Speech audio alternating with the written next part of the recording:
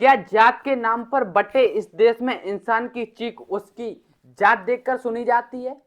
क्या आज इंसानियत का मोल तब तक है जब तक पीड़ित हमारी जात का है?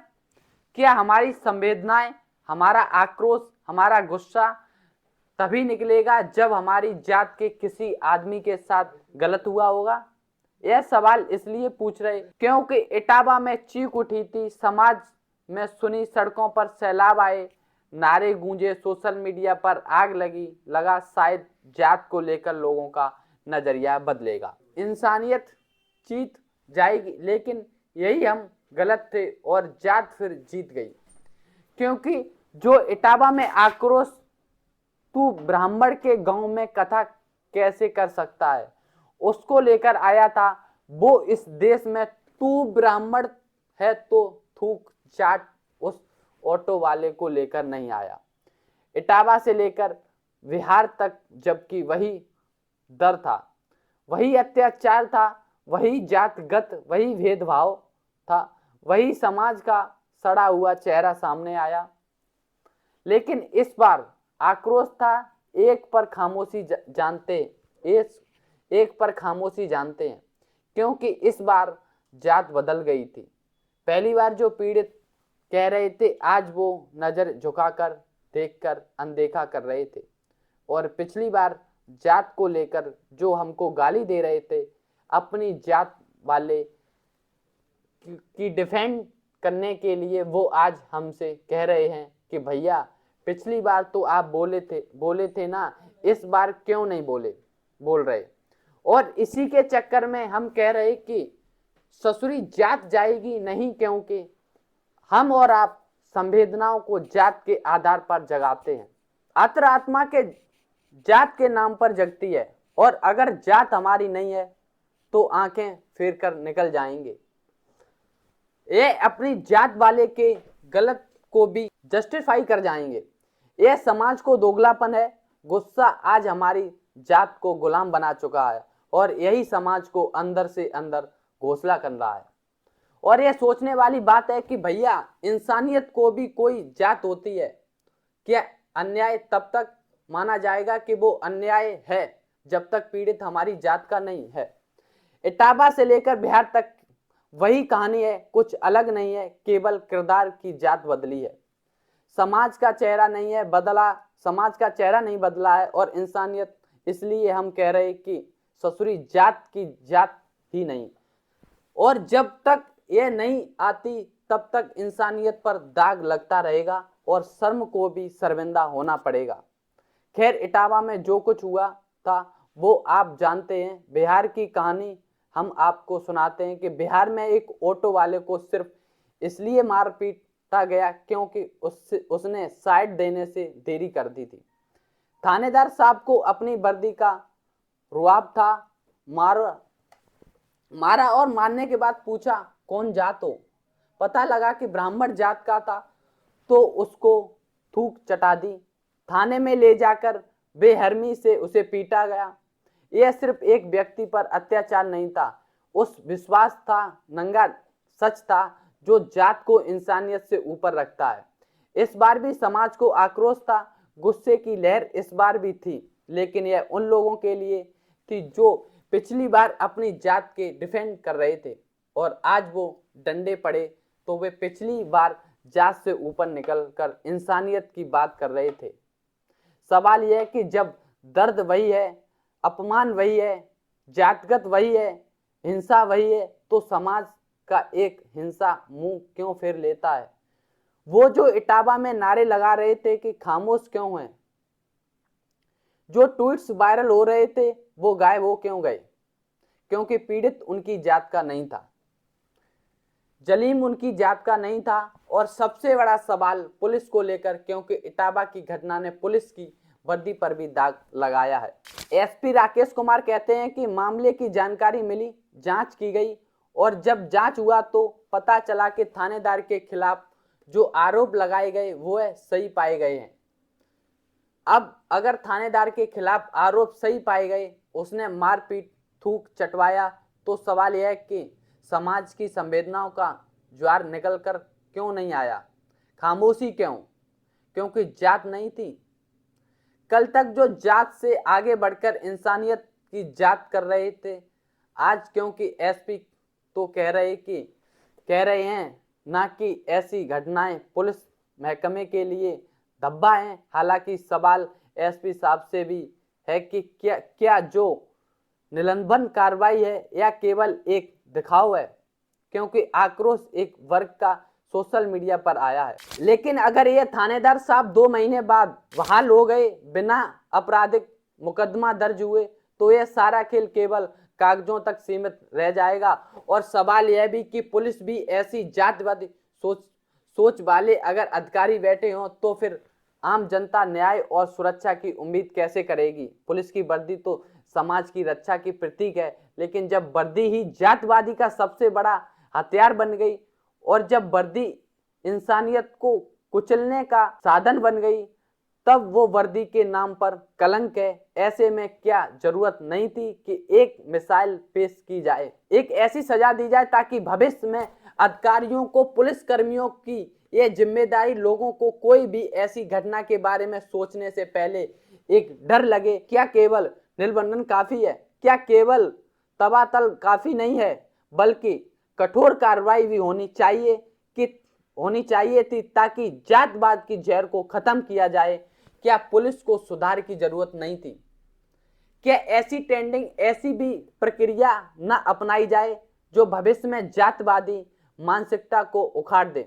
क्योंकि जात मौजूदा दौर में पहचान है, पहचान से ज्यादा जहर बन गई है। जात हमारी संस्कृति, हमारे इतिहास, समुदाय का हिस्सा होती है, लेकिन यही हमारी जड़ों से भी जुड़ी होती है। लेकिन जब पहचान इंसानियत से ऊपर और जात और दूसरों के दर्द को नजरअंदाज करने का वाहन बन जाती है, तब जात जहर बन जाती है। वो दीवार बन जाती है जो हम लोगों से अलग करती है। यह वो चश्मा है जो हमें इंसान कम और जात की सफाई ज्यादा बनाता है। जब हम किसी पीड़ित को उसकी जात के आधार पर देखते हैं, जब हम किसी जलीम को उसकी जात के आधार पर बचाने को कोशिश करते हैं, तब यकीन मानिए हम इंसानियत से गद्दारी करते हैं। क्योंकि जातवाद वो जहर है जो हमें बांटता है, कमजोर करता है। समाज तभी बदलेगा जब अपने पूर्वग्रहों से आगे बढ़ेगा, और ये आसान नहीं है, क्योंकि लोग अक्सर अपनी जात के अपराधी को देखकर भी खामोश हो जाते हैं कि ठीक है, नहीं बोलेंगे, छोड़िए ना, क्योंकि वो हमारी जात का है।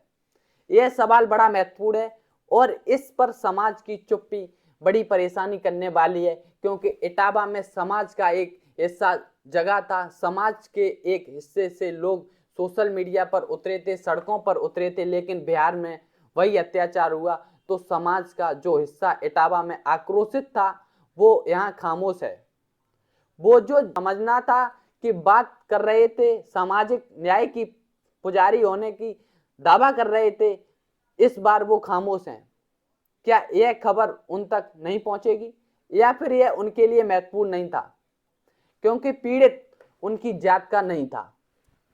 अगर स्थिति उल्टी होती है, अगर इटावा में पीड़ित और बिहार में जलीम की जात अलग अलग होती, तो शायद आज सड़कों पर भीड़ होती, सोशल मीडिया पर आक्रोश की बाढ़ आती, लोग अपनी अपनी जात के ढाल लेकर मैदान पर उतरते। लेकिन यही दोहरापन हमारे समाज को कड़वा सच है। हमारे समाज में आक्रोश, हमारा दर्द, हमारा न्याय, हमारी जात की सीमाओं में बंध गया है।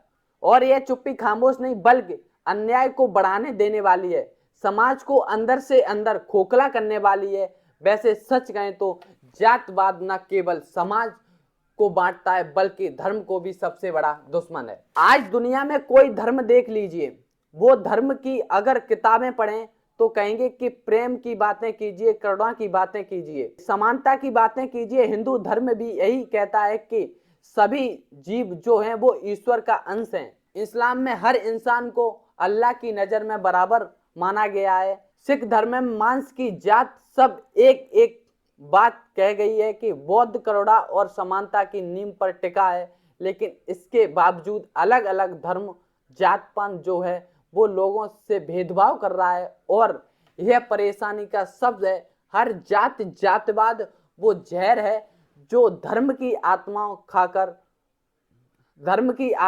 खा रहा है। और अगर आप अपने धर्म को भी सगे हैं तो कम से कम जातवाद के खिलाफ आपको एकजुट होकर आना पड़ेगा। यह सीखना पड़ेगा कि धर्म इंसानियत को जोड़ता है, ना कि तोड़ता है। आप अपनी जात पर गुरूर कीजिए, गर्व महसूस कीजिए, लेकिन किस जात को छोटा मत दिखाइए। उसको हथियारों की तरह इस्तेमाल मत कीजिए, भावनाओं की राजनीति मत कीजिए। ऑटो ड्राइवर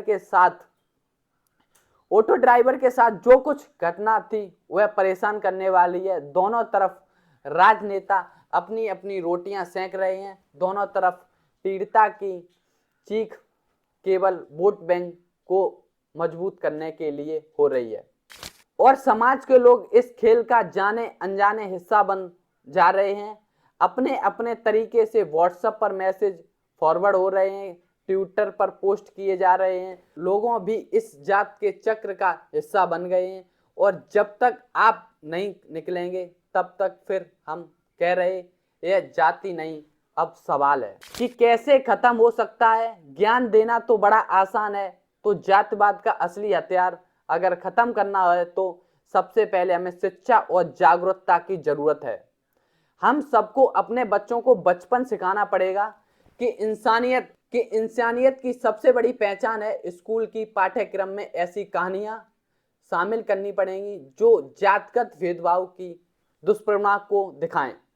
कॉलेज में सामाजिक समता पर वहम और ऐसे इंटेंस करवाने हों। घरों में भी माँ बाप को अपने बच्चों को सिखाना पड़ेगा कि इंसान बराबर होते हैं, चाहे किसी जात का हो। सामाजिक जागरूकता का अभियान चलाना पड़ेगा। सोशल मीडिया पर, टेलीविजन, सार्वजनिक मंचों के माध्यम से लोगों को समझाना पड़ेगा। ऐसी कहानियां लानी पड़े जो दिखाएं कि ऐसे जातवाद में समाज को कमजोर किया जाता है, जाकर कुछ हो सकता है। इसके साथ कानून का पालन होना जरूरी है। भारत में जात को लेकर बहुत सारे कानून, लेकिन अक्सर उनका दुरुपयोग होता है, या जो वाकई में उस पीड़ित होते हैं वे उसका इस्तेमाल नहीं कर पाते, चाहे इटावा हो या फिर बिहार। ऐसी घटनाओं में दोषियों को कठोर सजा मिलनी चाहिए। पुलिस और प्रशासन को सुनिश्चित करना होगा कि ऐसी घटना दोबारा ना हो। सामाजिक सुधार की जरूरत हो और तब तक जातिगत दीवार को आप गांव से लेकर शहरों तक जागरूक करके तोड़ेंगे नहीं, सभा ही कानून का प्रभावी ढंग से पालन नहीं करेंगे और नेताओं की जवाबदेही सुनिश्चित नहीं करेंगे, तब तक इसमें कुछ हो ही नहीं सकता है। तो क्रांति चाहिए, खामोशी नहीं। जातवाद को खत्म करने के लिए फिलहाल सड़कों पर क्रांति नहीं, दिलों पर क्रांति चाहिए, दिमाग में क्रांति चाहिए। हमें और आपको अपने पूर्वग्रहों को चुनौती देना पड़ेगा। स्वीकार करना पड़ेगा कि हमारी चुप्पी अन्याय को बढ़ा देती है। प्रशासन को जिम्मेदारी समझनी पड़ेगी।